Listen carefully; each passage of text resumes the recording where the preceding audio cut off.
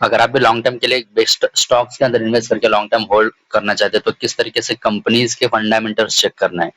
Companies के fundamental मतलब fundamental के अंदर कंपनीज का जो भी प्रॉफिट एंड लॉस है, कंपनी का जो फंडामेंटल्स यानी कि कर्जा कितना है कंपनी के ऊपर और एक्सेट्रा, बहुत सारी चीजें वो चेक करना बहुत जरूरी होता है, क्योंकि आजकल कंपनीज कुछ ऐसे भी है जो इंडियन स्टॉक मार्केट में लिस्टेड है, फ्रॉड कंपनीज भी है। तो फ्रॉड कंपनी से कैसे बचे? फर्स्ट ऑफ ऑल देखिए, कंपनी सिलेक्ट करने से पहले हमें चेक करना है कि कंपनी कौन सा है, यानी कि लार्ज कैप है, मिड कैप है, स्मॉल कैप, तीन तरीके से होते हैं। लार्ज कैप मतलब ऑलरेडी कंपनी एक्सपैंड हो चुकी होती है मार्केट में, और स्मॉल कैप का मतलब है रिसेंटली कंपनी पब्लिक मार्केट में लिस्टेड हो चुका है, यानी कि कंपनी छोटी है, अभी अभी उनका बिजनेस शुरू हुआ है। तो मिड कैप का मतलब है मार्केट में ऑलरेडी एंटर कर चुका है, लेकिन उतना लार्ज कैपिटल में मार्केट बिजनेस नहीं है उनका, तो अभी अभी ग्रोथ कर रहा है। तो कैसे उनके फंडामेंटल चेक करना है, फ्यूचर में उनका नेक्स्ट प्लानिंग क्या है और कैसा कंपनी ग्रो करेगी या फिर डाउनफॉल होगा, वो कैसे चेक करना है, इसके लिए फंडामेंटल एनालिसिस बोलते हैं। यानी कि फंडामेंटल एनालिसिस का मतलब है स्टॉक्स इन्वेस्ट करने के लिए फंडामेंटल एनालिसिस की जरूरत है।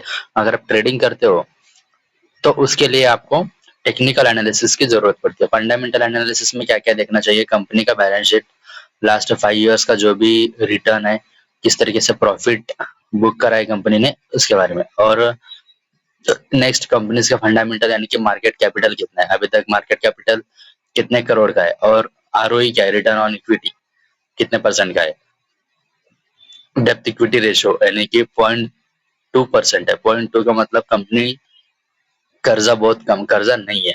फेस वैल्यू 10 का है, इसका मतलब कंपनी कभी भी डिविडेंड दे सकती है, या फिर फेस वैल्यू 10 रहने की वजह से स्प्लिट होने की चांसेस बहुत ज्यादा है। स्प्लिट होने से क्या होता है, अगर 1:2 अगर स्प्लिट हुआ है तो शेयर्स, मान लो आपके पास एक शेयर है तो उसके दो शेयर होंगे, और जो भी प्राइस है अभी करंट 1,40,000 है, तो 70,000 में एक शेयर की वैल्यू कम होगी, तो इसे कहते हैं स्प्लिट। फेस वैल्यू अगर ज्यादा है, 10 से ज्यादा अगर आपको कहीं पे भी दिखता है 8-10, तो समझ लेना कंपनी कभी भी स्प्लिट हो सकती है। और नीचे फाइनेंशियल रिपोर्ट क्या कहता है कि रेवेन्यू, प्रॉफिट, नेटवर्थ जो भी है सब चेक करना पड़ता है।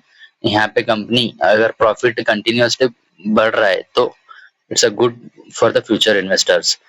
एंड नेटवर्थ भी कंपनी का बढ़ना चाहिए, यानी कि एसेट्स जो है ना, एसेट्स बढ़ने चाहिए, कम नहीं होना चाहिए। इसका मतलब है कंपनी रेगुलरली जो प्रॉफिट है वो इन्वेस्ट कर रही है कंपनी के अंदर। तो ये होता है फाइनेंशियल स्टेटमेंट में, प्रॉफिट भी देखना पड़ता है, नेट वर्थ और रिवेन्यू, कितना रिवेन्यू जनरेट करता है। तो ये फंडामेंटल एनालिसिस में और भी कोई पॉइंट्स है, EPS, dividend yield, industry PU,